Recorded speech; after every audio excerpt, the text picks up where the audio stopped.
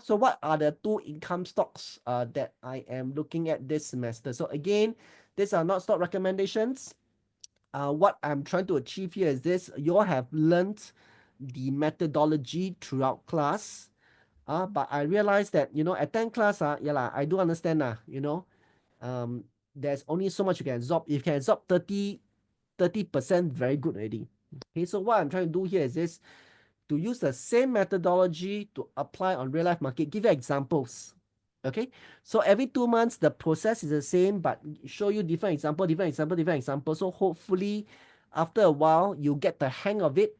You know how to apply the process itself.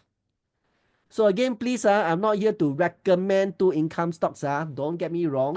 I'm just want to keep demonstrating to you the process which I share with you during the class. Okay, give you more examples of the process. Okay, so here we go. Of course, income stock number one, we actually talk about REITs. REITs. So basically, REITs, I believe in portfolio, if y'all can remember. So I will not repeat buying the same REIT unless I buy 5 other different REITs. So these are the REITs we have covered this year. We have talked about this year. So I'm assuming that, okay, I've invested this 6 REITs in the first half. And over the past 3 months, I have invested this other REITs. So of course, for the REITs I invested, I try not to invest again unless I cannot find anything else. Okay. So, how do I actually screen down my REITs? So, um, my main criteria, if you all can recall, is what? Okay, the property type. Okay, there are certain REITs I will never buy lah. Okay, I don't care what's the dividend. I don't care how good. I never buy because I don't like the property. Okay, this is personal. I don't like doesn't mean no good. Like for example, this year I'm not touching properties in the US. I'm not touching property in Indonesia. I'm not touching properties in Europe. Okay, so that will cut down the list probably to about 28 REITs. So by the way, maybe this one a new participants help me to answer. See whether I can remember how many REITs do we have listed in the stock market today. Can we have some new member to try to answer? How many REITs do we have listed? 39. Great. Thank you so much, Dinish. Good. Thank you so much. So 39 REITs. So how I scale down? So I minus all those I don't like one.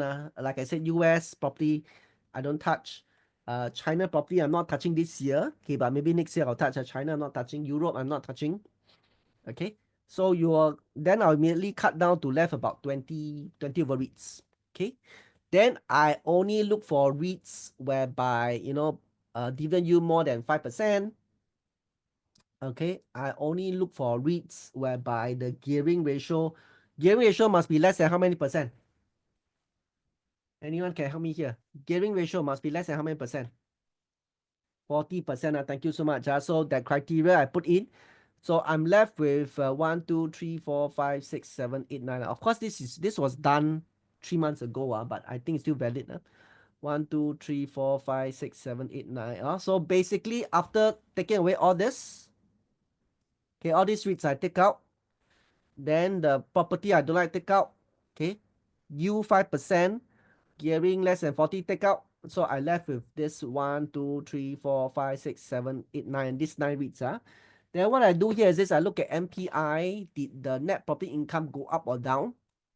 Okay, and I realized that this time only these 4 lah. These 4, the net property income actually increased. So that's how I select the REITs for this semester. So we have done Star Hill, Paragon, Capital Land, Ascender. So I can see here Paragon, Star Hill, Capital Land. So we are left with AIMS. So that's why I've actually chosen AIMS for the REIT this month. Okay.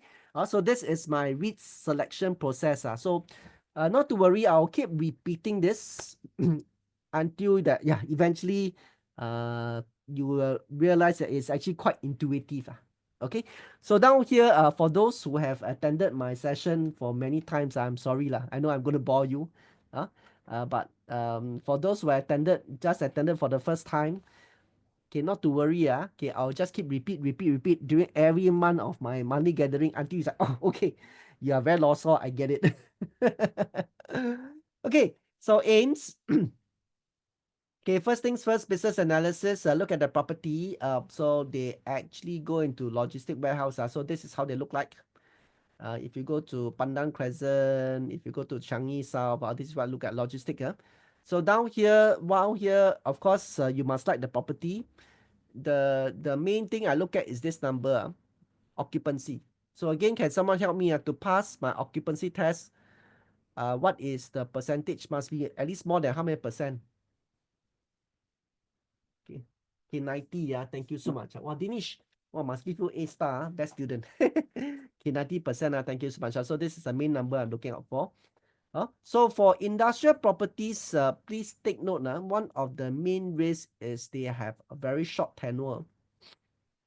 Okay, they have short tenure. So you can see that this is a land lease expiry. On average, it's only left about 20 plus years. Okay, we're in 2024. Can you see about 20 plus years? Okay, about 30 years. Average is about 30 years. Okay, that means the land will be expired. Okay, supposedly, that means have to return to government. Okay, so it's definitely a disadvantage. But like I said, um, I I need to diversify lah. I think diversification is actually more important. So let's assuming that after doing this, I realize that Capital Land Integrated Trust is better. For example, CICT is better. I will still buy this if I already own CICT lah. Okay, to me, diversification is actually more important. Okay, we should have a diversified portfolio. Okay, reason being that unfortunately, what we know is actually still quite limited. The best way to eliminate the risk is still diversification. Okay, so this one is not ideal, I must say that, but it's acceptable. That's why actually I don't mind looking at it. Okay, so you think about it. Let's say, for example, let's see what is the yield. 7.5% yield. Can you see 7.5% yield? And assuming 30 years. So assuming I get 7.5% per year, I can get it for next 30 years. So net total, I have how much? Let's see, okay, sorry, 0.075 multiplied by 30. Okay, so I'll get 2 times back lah. Correct, right? I assuming I invest $1, I get 7.5 cents back every year. I can get it for 30 years. Eventually, I can get about $2 plus back lah. So I still get almost 100% return for over the next 30 years even though. Okay, so from that perspective, it's actually still okay. Okay, also, but of course, if you know that, wow, I really, really don't want, then sure, then don't buy logistic REITs. But I must say, please still must diversify. But then still must diversify lah. That one very important. Okay, we never know lah. We never know. Do we have like Akong REITs went down before? Not really. But do we have Akong companies that go bust before? Yes. Okay. Yeah. Okay, wouldn't say go bust but I think don't do very well. Yes. Akong company not doing very well. Yes. Okay.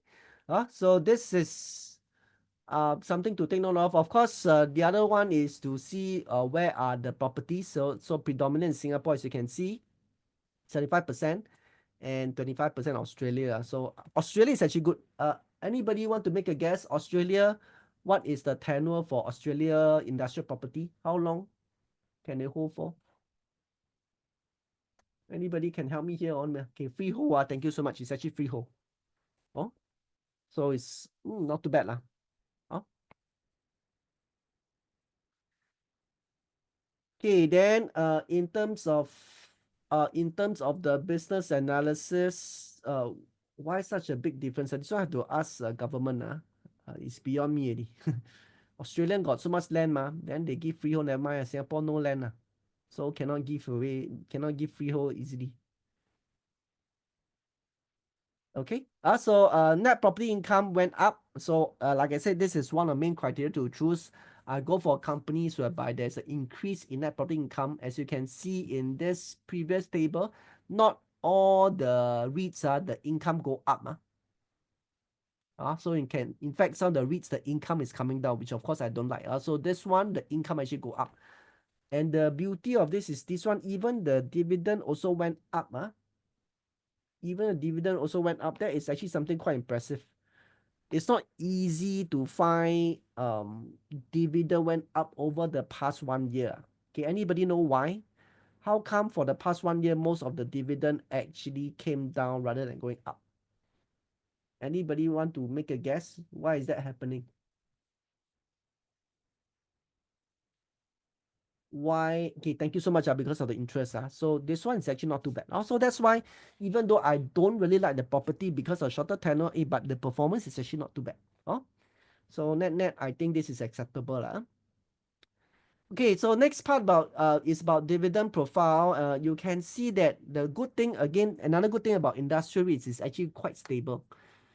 So even though during COVID, you can see it dropped in 2020, but after that, it's actually very stable. You can see that, very stable type of you. So this is your perfect income stock. Okay. Oh. Um, does it pass my test?